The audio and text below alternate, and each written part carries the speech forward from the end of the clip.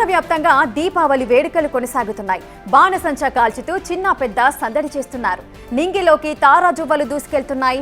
సిటీలో మిరుమిట్లు గొలిపే కాంతి రేఖలు వెదజల్లుతున్నాయి. ఊరూరా సంబరాలు అంబరాన్నంటుతున్నాయి. బాణసంచా వెలుగులతో వీధులు కలకలలాడుతున్నాయి. దీపావళి వేళ ఆడపడుచులు ధనలక్ష్మి పూజలు నిర్వహిస్తున్నారు. మరోవైపు కొనుగోలుదారులతో స్వీట్ షాపులు రద్దీగా మారాయి.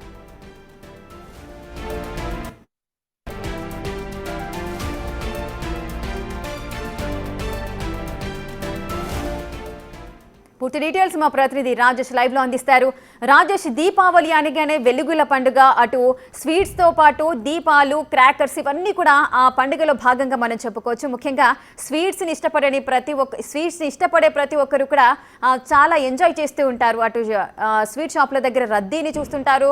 కొంతమంది దగ్గర డిమాండ్స్ కూడా పెరుగుతూ ఉంటాయి, రేట్స్ పెరుగుతూ ఉంటాయి. ప్రజెంట్ రాజమండ్రిలో అంటే అక్కడ సిచ్యువేషన్ ఏ విధంగా ఉంది, స్వీట్ షాప్ల దగ్గర రద్దీ ఏ విధంగా ఉంది, ప్రజలంతా ఏమనుకుంటున్నారు, పండుగను ఏ విధంగా చేసుకుంటున్నారు?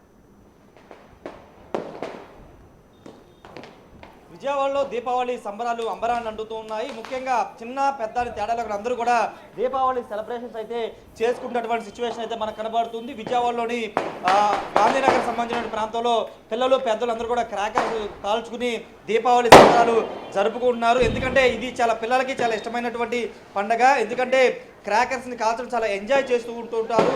దానిలో భాగంగా పిల్లల ఉత్సాహాన్ని చూసి పేరెంట్స్ కూడా అదేవిధంగా క్రాకర్స్ని కాల్చుతున్నటువంటి పరిస్థితి చూడవచ్చు. ఏ విధంగా సెలబ్రేట్ చేసుకున్నారో చిన్న పెద్ద అనే తేడా లేకుండా దీపావళి వేడుకలో పాల్గొన్నారు.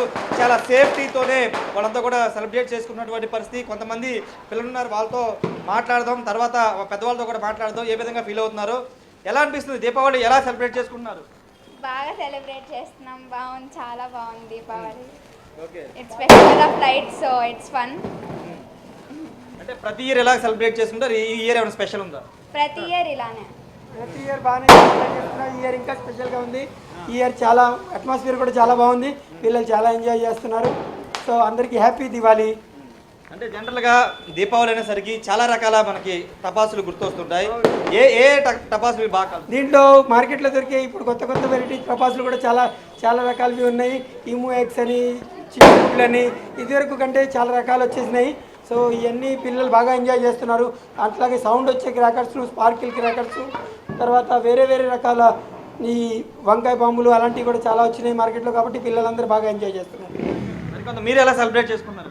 సేమ్ ఇట్లాగే సెలబ్రేట్ పూజ చేసుకుంటాం ఇప్పుడు. అండ్ ఇప్పుడు just it's like lights off show. ఈ దీపావళి స్పెషల్ అండి మీకు? దీపావళి అంటే లక్ష్మి వచ్చే దేంట్లో చెడు మీద మంచితనానికి విజయం. అందుకోసం ఎవ్రీ ఇయర్ ఫుల్ అండ్ ఫ్యామిలీతో పాటు బాగా సెలబ్రేట్ చేసుకుంటామండి. అంటే దీపావళి చాలా సేఫ్గా చేసుకోవాలనుకుంటారు, ఎలాంటి మెజర్స్ తీసుకున్నారు?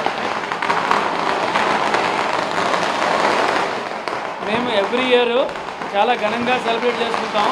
సో దానికి కావాల్సిన ఏర్పాటు వాటర్ కానీ సేఫ్టీ మెజర్మెంట్ తీసుకొని కాల్స్తాం.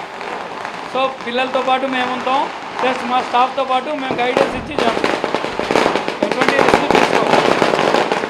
ఇంకేంటి సార్, ఇంకా ఏంటి స్పెషాలిటీ? దీపావళి రోజు మీరు ప్రత్యేకంగా పూజలు కూడా నిర్వహిస్తారు కదా సార్? లక్ష్మీదేవిని మనం మంచిగా పూజించేసేసి సంవత్సరం అంతా ధన్యధాన్యంతో అందరూ కలకలలాడుతుండాలి, బాగుండాలని కోరుతూ పూజ చేస్తాం.